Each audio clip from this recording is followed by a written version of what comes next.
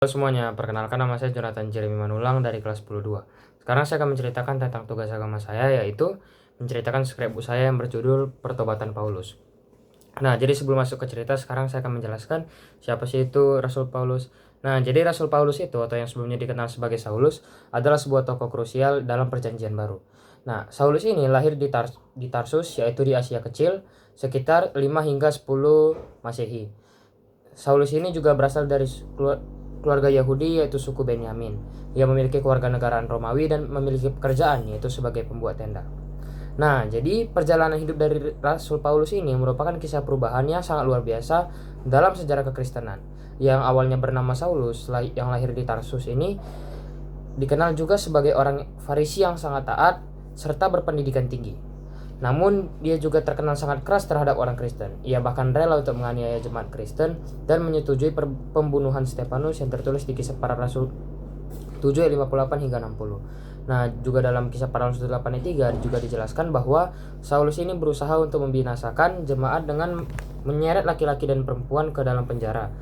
Namun hidupnya berubah drastis ketika dalam suatu perjalanan ia mengalami pertobatan.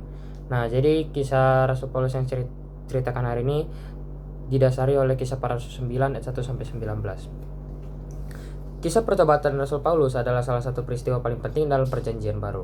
Suatu hari dalam perjalanannya ke Damsyik untuk menangkap orang-orang Kristen, terjadi beberapa peristiwa yang luar biasa.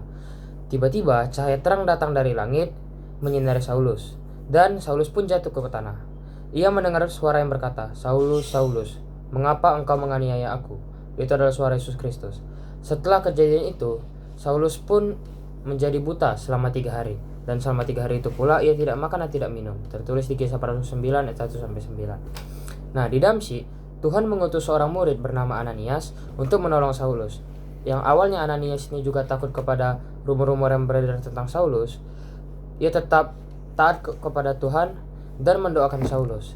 Dan seketika itu juga penglihatan dari Saulus ini pun pulih. Dan Saulus pun kemudian dibaptis sebagai tanda pertobatannya, tertulis di Kisah Para Rasul 9 ayat 10 sampai 19. Dan sejak saat itu pula hidup Saulus ini berubah total. Dia tidak lagi menganiaya orang Kristen, tapi justru menjadi pemberita Injil bagi mereka. Namanya kemudian dikenal sebagai Paulus, dan ia melakukan banyak sekali perjalanan misi untuk menyebarkan ajaran tentang Yesus ke berbagai daerah. Yang dari awalnya seorang penganiaya yang menjadi seorang rasul yang setia dan berpengaruh besar dalam perkembangan kekristenan. Jadi kesimpulan yang saya bisa ambil dari Rasul Paulus ini adalah kisah ini menunjukkan bahwa tidak ada orang yang terlalu jauh untuk diubah oleh Tuhan.